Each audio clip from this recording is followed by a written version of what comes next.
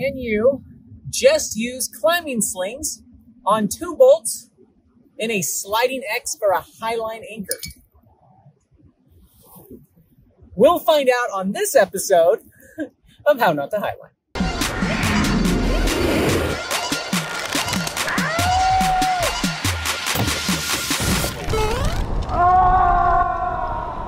Hi, I'm Ryan Jinks, and welcome to Consumnes River Gorge, where we set up on only 2 of the 4 available bolts with climbing slings. And they're the double length extenders, as you can see right here.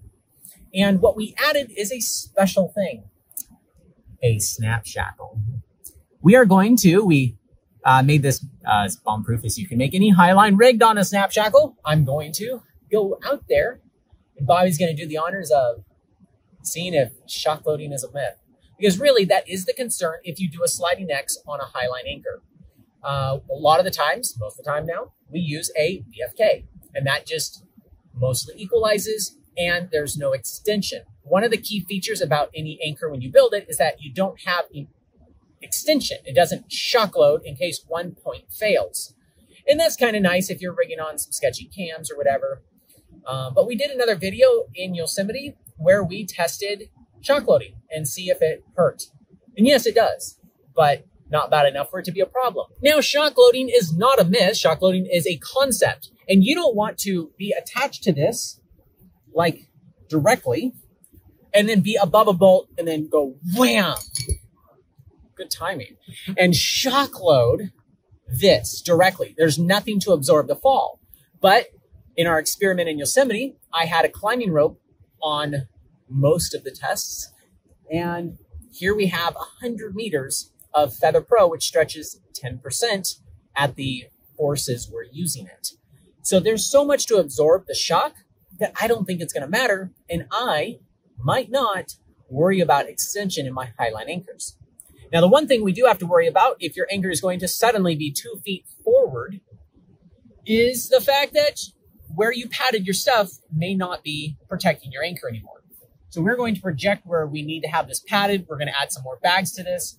And because WebBox is going to be here, and it's going to be out here after Bobby snap shackles us. The way we set this up is we added this piece in here so it's the same distance as this side, because we have our Rock Exotica Enforcer, which reads 500 times per second. So this is a great one for this kind of test. But I use the line scale 2 if I'm actually going to use it for normal highlining. So this is only one part of the 2-part anchor. So this is half the force we're seeing on what we're actually putting on our highline. So on this side is going to shift down, and the dynamometer is going to stay there, and it's going to hold 100% of the force.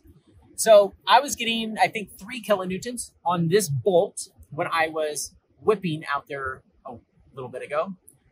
Not that I fell on accident. It was completely on purpose, and I did not lose my scent. So I was so close.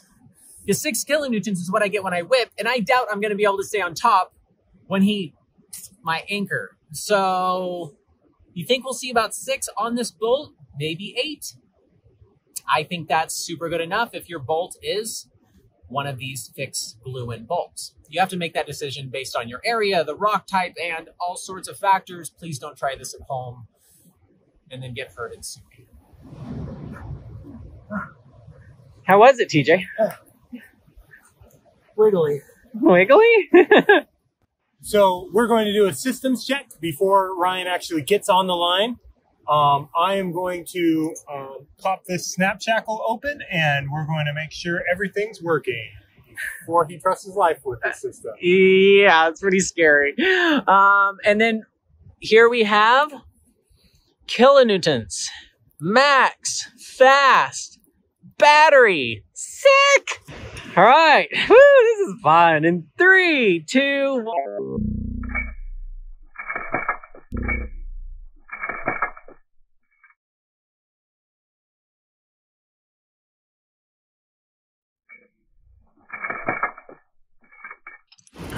Aw, it's so anticlimactic. So this is the Kingpin from Slacktivity. And we're gonna find out if I like the way it's loaded on there. Interesting, when something does shock load, if you do have a bolt break, that the quick link gets squished on there like that. This is how the snap shackle works, in case you're wondering. And then when you reset it, that's all there is to it.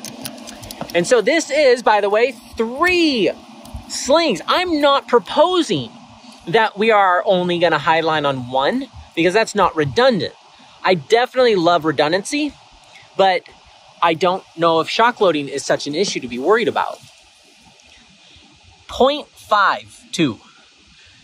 That was not bad. What was it before? It was at 0.32, I believe, before, so that's something like 60% for those of you that do math. Is it? Or did it just stop sharing the load? There was no shock load. Oh, shock loading's a myth. Okay, so I have a theory that if I'm standing on the line and it knocks me off, the shock loading would happen while I'm not weighting it, and then I would take a whipper and shock load it separately. We don't have a graph. We don't have the app downloaded for this Rock Exotica thing. That's coming out soon. They're not finished developing it yet.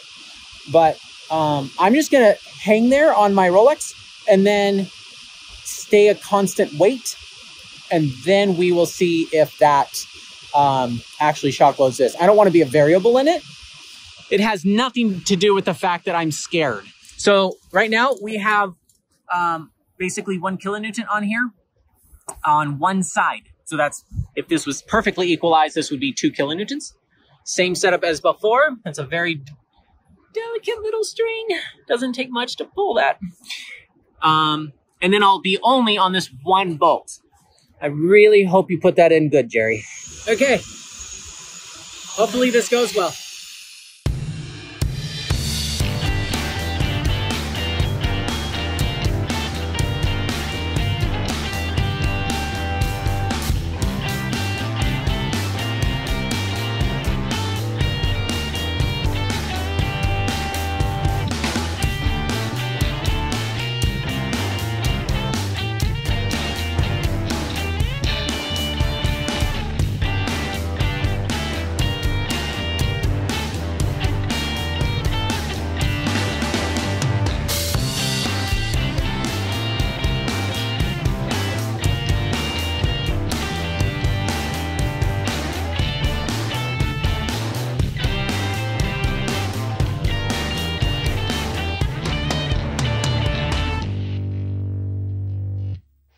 So right now we have 2.18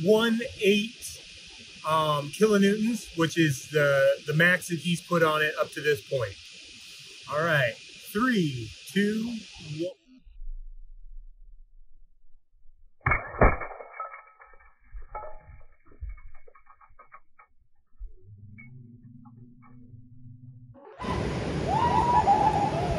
All right. So it maxed out at 6 kilonewtons.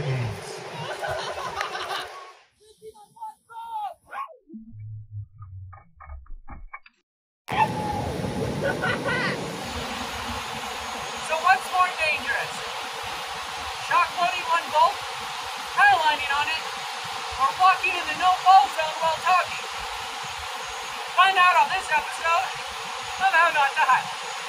Okay, so we reset this, so I'm not highlining on 1 bolt because I don't really want to do that. This is a conversation starter. What do you think about this? There are 3 of these at 22 kilonewtons each, and in a sliding X, one of these is 44 kilonewtons. So that's a lot of kilonewtons right here. That's probably 100 kilonewtons strong if this stuff didn't break up here. But even if you did break and shock load this, it did get up to how much? 6? 6. Of course, every line is different. This just happens to be something mildly stretchy and 100 meters long. If you did shorter lines and more static, you could get very different results. As far as the bolt goes, I think we're fine.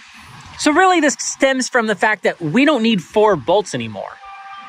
And so basically, we're just asking now, do you even need 3? If you have 2 bomber bolts and you just take a wad of climbing slings and do a sliding X, is that good enough? Because if we tied a BFK with these, It actually reduces the strength quite a bit, but you don't get the shock load.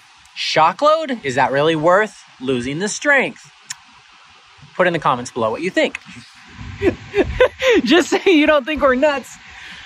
Notice that we tested the snap shackle before I got on there.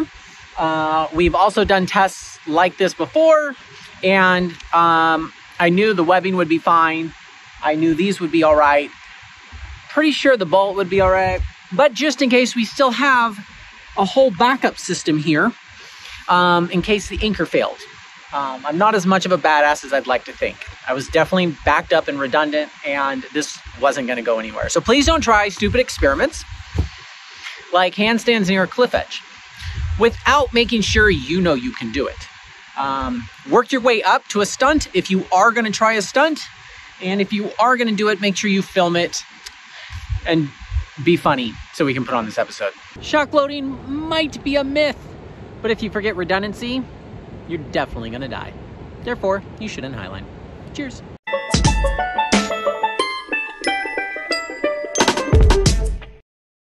Okay, so I just fell in the middle on the way there, but I just sent it all the way, did a walk off, fully sent a 100-meter line, started as close as I could over there.